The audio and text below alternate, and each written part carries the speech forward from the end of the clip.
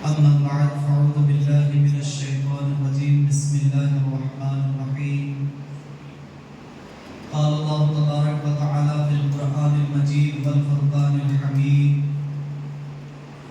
قل لا أسألكم عليه أجرا إلا المودة في القربى صدق الله مولانا العظيم وصدق رسوله النبي الأمين المتين المعين الكريم ونحن على ذلك لمن الشاهدين والشاكرين والحمد لله رب العالمين. بعد توحید کے مقبال و شمع رسالت کے پروانوں، حیدر کردار کے شہدائیوں و خواجہ کے عقیدت مندوں، آئیے آپ اور ہم سب سے پہلے سبز گنبد میں آرام فرمانے والے آقا مکی مدنی تاجدار دونوں عالم کے مالک و مختار جناب احمد مجتبی محمد مصطفیٰ صلی اللہ علیہ وسلم کی بارگاہ میں درود پڑھنے کی سعادت حاصل کرے. بڑے بلند آواز سے اللہم صلی علی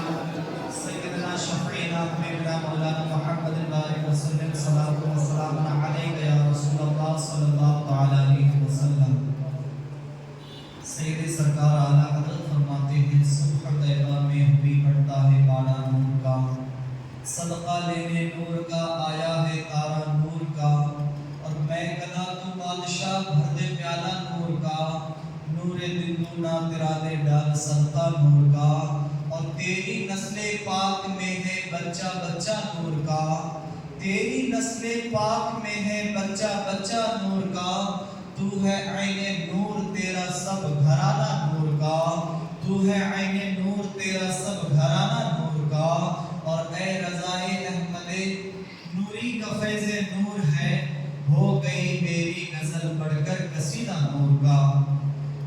عزیزان ملت اسلامیہ، آج کی یہ شب محرم الحرام کی 4ویں شب ہے.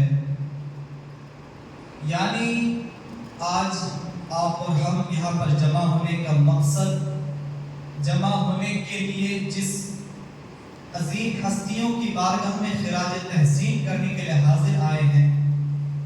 ہم تمام جتنے بھی اپنی قسمتوں پر ناز کرے کم ہیں، اس لیے کہ میں نے جس آیت مقدسہ کی تلاوت کرنے کا شرف حاصل کیا، اللہ تبارک و تعالی قرآن پاک میں ارشاد فرماتا ہے قُلْ لَا أَسْأَلُكُمْ عَلَيْهِ أَجْرًا إِلَّا الْمَوَدَّةَ فِي الْقُرْبَى. یعنی فرماتا ہے کہ اے محبوب آپ فرما دیجئے میں اس کے بدلے میں کوئی اجرت طلب نہیں کرتا مگر قرابت کی محبت. یعنی اللہ تبارک و تعالی اپنے حبیب مصطفیٰ جان رحمت صلی اللہ علیہ وسلم سے فرماتا ہے کہ اے میرے حبیب آپ لوگوں سے فرما دیجئے، آپ لوگوں کو بتا دیجئے، آپ لوگوں سے کہہ دیجئے کہ میں اس کے بدلے سے مطلب دین تبلیغ کے بدلے، رشد و ہدایت کے بدلے میں تم سے کوئی اجرت طلب نہیں کرتا، میں تم سے کوئی معاوضہ طلب نہیں کرتا، میں تم سے کوئی بدلہ طلب نہیں کرتا، لیکن قرابت کی محبت. میرے آقا صلی اللہ علیہ وسلم کے پیارے دیوانوں، جن نفوس قدسیہ کا تذکرہ خالق کائنات مصطفیٰ جان رحمت صلی اللہ علیہ وسلم احادیث طیبہ میں جن کا بار بار بیان کیا ہو، اور جن کی مناقب، جن کے فضائل، جن کی کمالات قرآن و حدیث میں موجود ہو، بے شمار موجود ہو، پھر عرش فرش سے لے کر عرش تک پورے عالم مل کر اگر ان ہستیوں کی، ان نفوس قدسیہ کی اگر تعریف و توصیف کرنا چاہے تو مکمل طور پر بیان نہیں کر سکتا. لیکن میں آل رسول اور صحابہ کرام کے در کا گدا ہوں، تو میں چاہتا یہ ہوں کہ میں ان کی بارگاہ میں کچھ لب کشائی کروں تاکہ مصطفیٰ جان رحمت صلی اللہ علیہ وسلم کی کچھ صدقہ ہماری جھولی میں بھی آ جائے، اور جس کی بنا پر ہمیں دنیا اور آخرت دونوں میں ہم کامیاب ہو جائے اور وہ ہمارے لیے آخرت میں نجات کا ذریعہ بھی بن جائے۔ میرے آقا صلی اللہ علیہ وسلم کے پیارے دیوانوں، یہ وہی لوگ ہیں جن کی محبت ہمارے لیے ذریعہ نجات ہے۔ یہ وہی لوگ ہیں جن کی محبت کو قرآن کریم نے ہمارے اوپر واجب قرار دیا ہے۔ یہ وہی لوگ ہیں جن کی محبت، جن کی طہارت و پاکیزگی کو اللہ تبارک و تعالیٰ نے مہر لگا دی ہے۔ ان سے محبت کرنا، ان سے الفت رکھنا، ان سے اگر آپ محبت رکھتے ہیں تو پھر آپ کا بیڑا پار ہے، اور اگر آپ ان سے بغض و حسد رکھتے ہیں تو پھر آپ ہلاک و برباد و تباہ ہیں۔ میرے آقا صلی اللہ علیہ وسلم کے پیارے دیوانوں، اللہ تبارک و تعالیٰ نے قرآن پاک میں ارشاد فرمایا، قُلْ لَا أَسْأَلُكُمْ عَلَيْهِ أَجْرًا إِلَّا الْمَوَدَّةَ فِي الْقُرْبَى،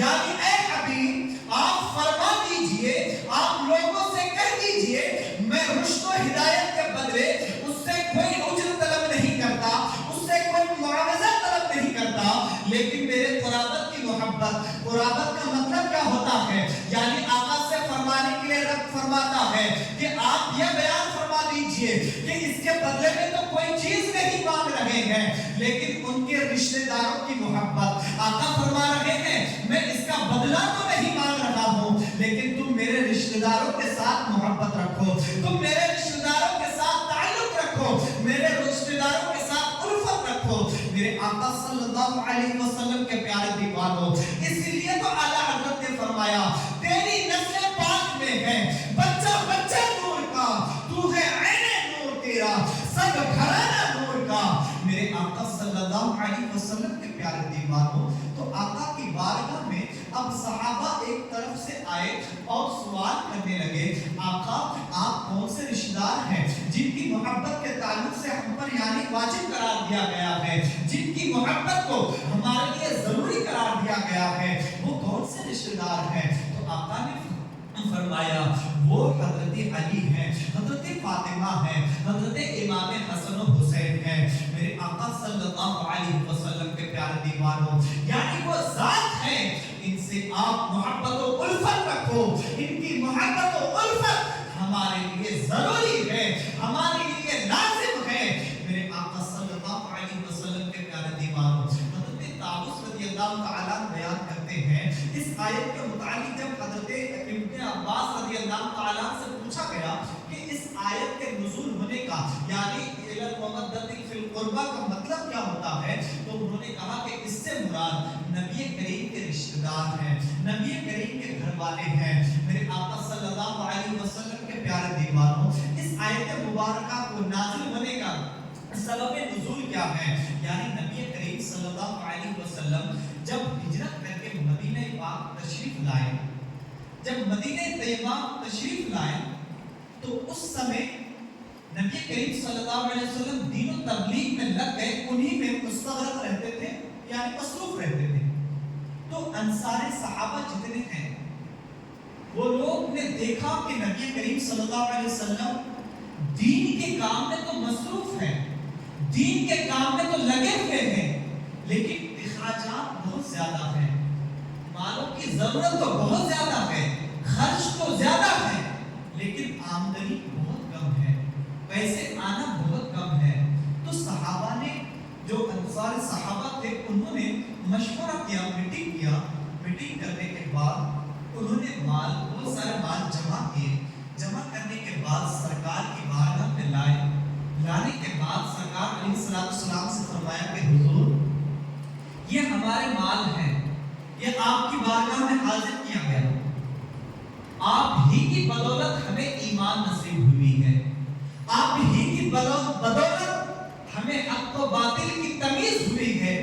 اس سے پہلے ہم اندھیرے میں تھے، اجالے کی ہمیں خبر نہیں تھی، لیکن آپ کے آنے کے سبب ہی ہمیں سمجھ میں آیا کہ سچ کیا ہے، غلط کیا ہے، ہمیں ایمان کی دولت نصیب ہوئی آپ کی وجہ سے ہے۔ تو آقا ہم تمام لوگوں نے آپ کی بارگاہ میں یہ کچھ ہدیہ کے طور پر مال آپ کی خدمت میں پیش کیے ہیں، آپ اسے قبول فرما لیجئے۔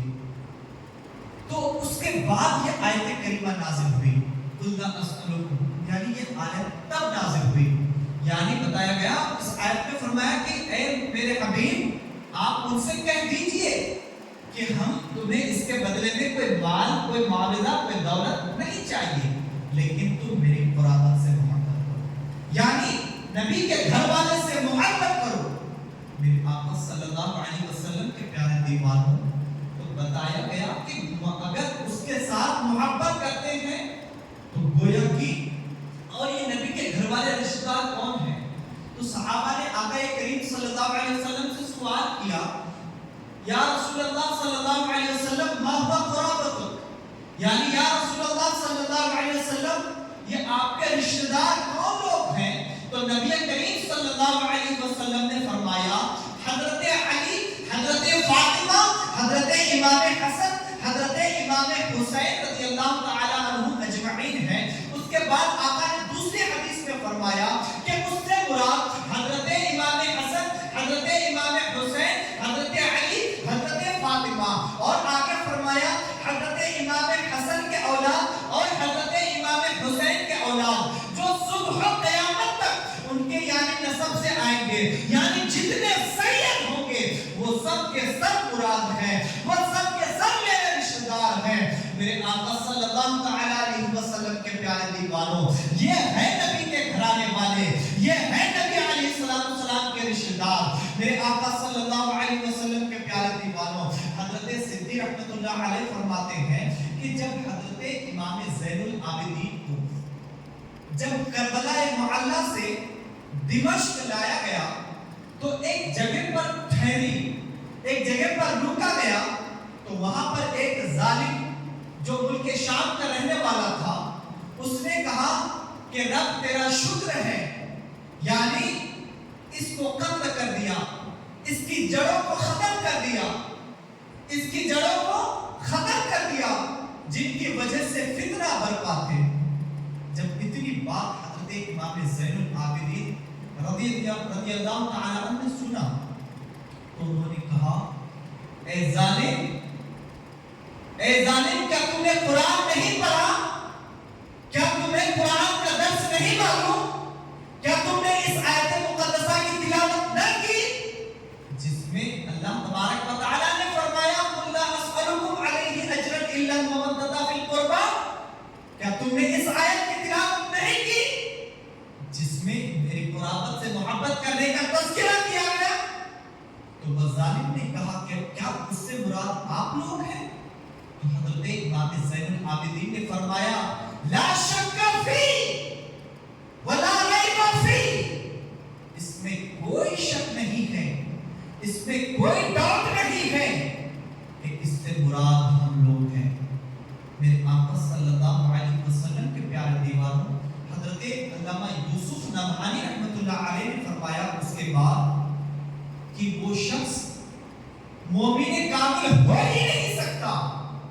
جس کے دل میں اہل بیت کی محبت نہ ہو، جس کے دل میں میرے نبی کے گھرانے والے کی محبت نہ ہو،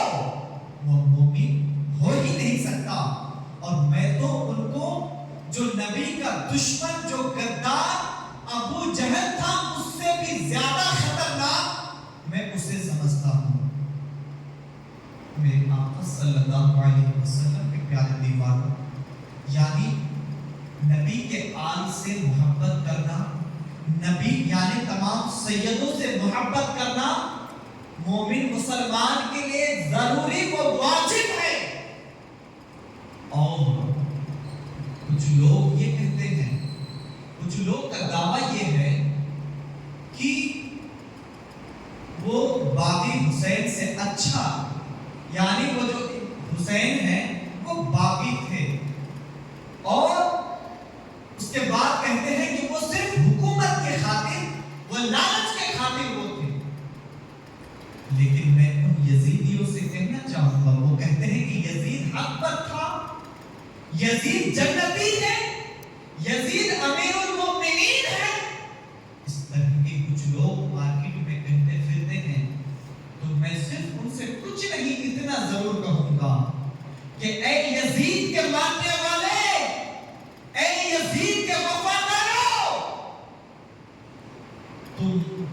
जब यजीद का जो हश्र होगा वो तुम्हारा भी हश्र हो, यजीद का जो ठिकाना बनेगा वो ठिकाना तुम्हारा भी हो। तुम उसे जन्नत समझते हो, उन्हें जन्नती समझते हो, तो फिर तुम्हारा हश्र भी यजीद के साथ हो। लेकिन हम जितना अपनी किस्मत पर नाज करें कम है। हम तमाम सुन्नी मुसलमानों का मानना है कि इमाम हुसैन हक पर था, हक पर है और हक पर रहेगा।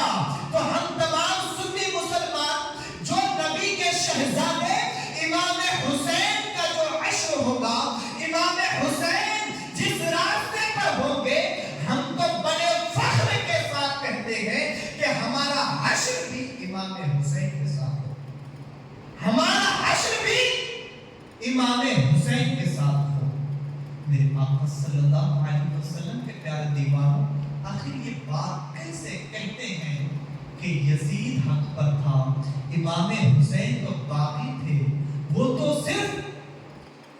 हुकूमत के खातिर, लालच के खातिर वो इस तरह से उन्होंने किया। मेरे आका सल्लल्लाहु अलैहि वसल्लम के प्यारे दीवानों, बताया गया हदीस पाक में, हज़रत अब्दुल्लाह इब्न अब्बास से रिवायत है, फरमाया गया अहले बैत ही अहले कुराबत है, यानी जो नबी के घर वाले हैं वही नबी के रिश्तेदार हैं। सराहतन कई मुतवातिर हदीसों से जिक्र है कि उससे मुराद लिया गया हज़रत अली, हज़रत फातिमा, हज़रत इमाम हसन, हज़रत इमाम हुसैन है। मेरे आका सल्लल्लाहु अलैहि वसल्लम ने उसका मुआवजा, तबलीग करने का मुआवजा नहीं लिया, लेकिन इतना फरमाया कि तुम मेरे घर वालों से, मेरे रिश्तेदारों से मोहब्बत करो। हज़रत अब्दुल्लाह इब्न अब्बास रज़ियल्लाहु तआला से रिवायत है, नबी करीम सल्लल्लाहु अलैहि वसल्लम ने फरमाया तुम खुदाए पाक से मोहब्बत करो, इसलिए कि उसने तुम्हें पैदा किया, वो तुम्हारा रब है और वो तुम्हें रिज़्क देता है, वो तुम्हें माल और दौलत देता है, और तुम मुझसे मोहब्बत करो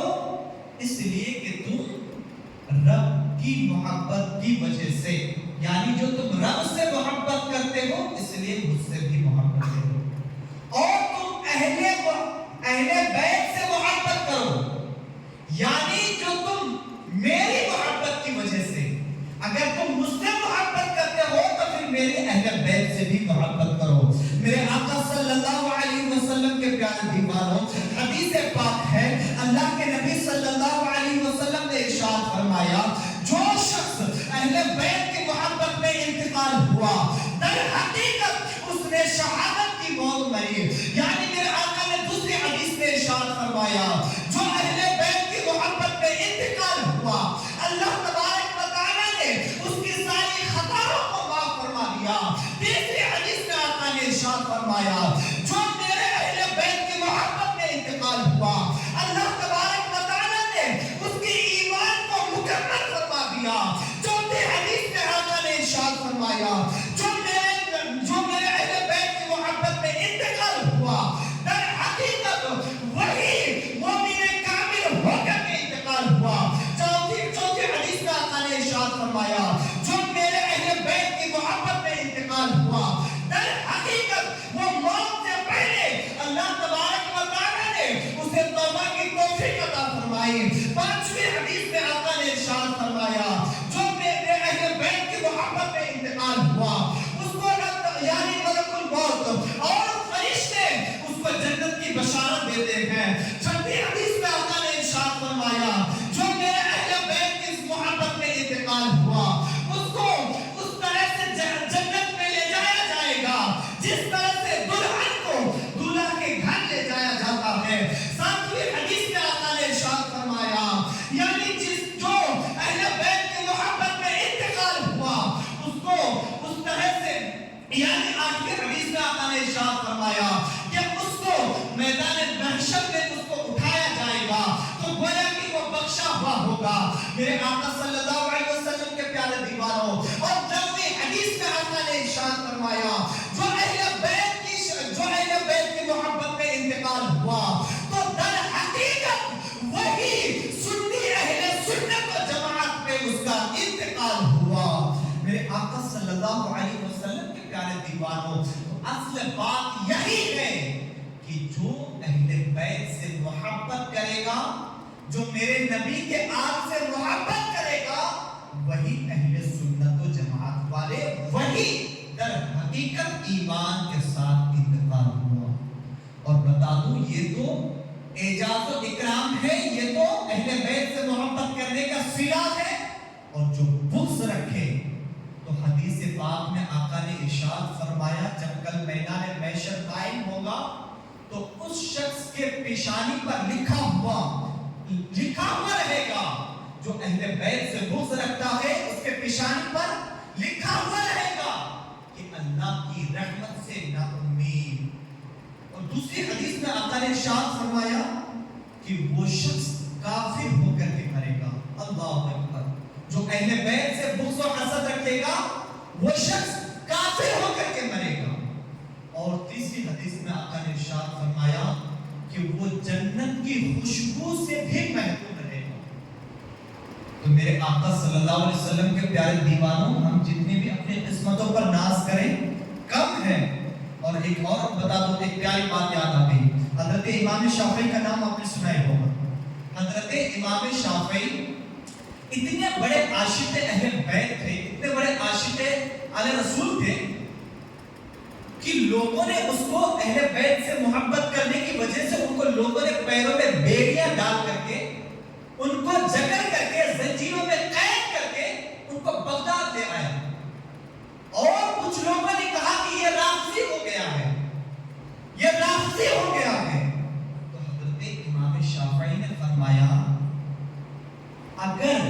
اہل بیت سے محبت کرنا رافضی ہونا ہے, اگر اہل بیت سے محبت کرنا رافضی ہونا ہے تو اے جنو انس گواہ ہو جاؤ. اگر ان سے دوستی کرنا, ان سے الفت رکھنا یعنی رافضی ہونا ہے تو بے شک میں رافضی ہوں. مطلب حضرت امام شافعی نے فرمایا کہ اگر میرے اہل بیت سے محبت کرنے کی وجہ سے لوگ مجھے رافضی کہہ رہے ہیں تو کہیے, کوئی فرق نہیں پڑتا.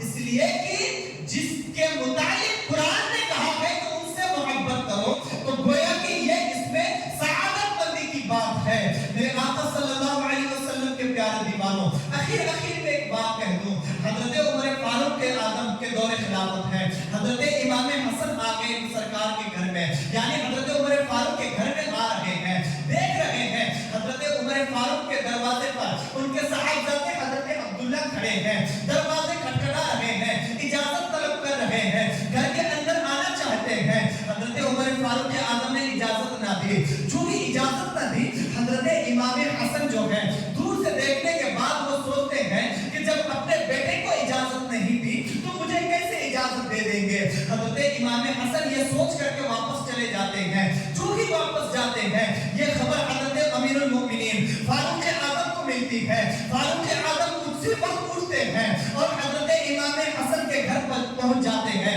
حضرت امام حسن کے گھر پر جانے کے بعد کہتے ہیں کہ میں نے سنا ہے کہ آپ ہمارے گھر پر تشریف لے کر کے گئے تھے, مجھے معلوم نہیں تھا. میرے آقا صلی اللہ علیہ وسلم کے پیارے دیوانوں, جب اتنا حضرت عمر فاروق نے کہا تو حضرت امام حسن کہتے ہیں کہ میں نے دیکھا کہ حضرت عبداللہ اجازت طلب کر رہے تھے لیکن آپ نے ان کو اندر آنے کی اجازت نہیں دی. تو میں نے سوچا جب آپ اپنے بیٹے کو اجازت نہیں دی تو مجھے کیسے اجازت دے دیتے. تو حضرت عمر فاروق اعظم نے کہا کہ تمہارا حق میرے بیٹے سے زیادہ ہے, تم جب چاہو تب میرے گھر میں آ سکتے ہو. میرے سر میں جو بال ہے یہ تمہارا صدقہ ہے. میں جو مجھے یہ مقام و مرتبہ ملا ہے تمہارے گھر کا صدقہ ہے. میں جو آج یہاں پر امیر المومنین بن کر بیٹھا ہوں یہ آپ کے گھر کا دین ہے. تو آپ کو آنے کے لیے اجازت کی ضرورت نہیں ہے.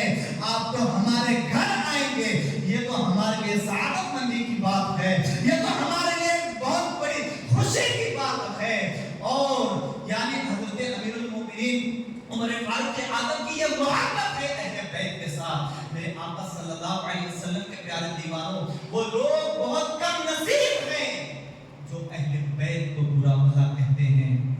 وہ لوگ بد نصیب ہیں جو اہل بیت کو گالیاں بکتے ہیں، وہ لوگ بہت کم نصیب ہیں جو اہل بیت کو طعن و تشنیع کرتے ہیں۔ اس لیے اللہ تبارک و تعالیٰ کی بارگاہ میں دعا ہے کہ ہم تمام کو خاص کر سچی پکی محبت اہل بیت کے ساتھ قائم دائم عطا فرمائے۔ مولا ہم تمام کو خاص کر تا عمر جب تک ہم بحیات رہیں ہم سب کو ایمان کے ساتھ رکھ، اور خاص کر تیرے حبیب کے امتی کے ساتھ یعنی تیرے اہل بیت سے سچی پکی محبت کرنے کی توفیق عطا فرمائے۔ مولا ان کے فیوز و برکات ہم تمام پر عطا فرمائے، خاص کر ہم تمام کو، خاص کر اہل بیت کے جو اس محفل کو سجائے جاتی مولا اس کی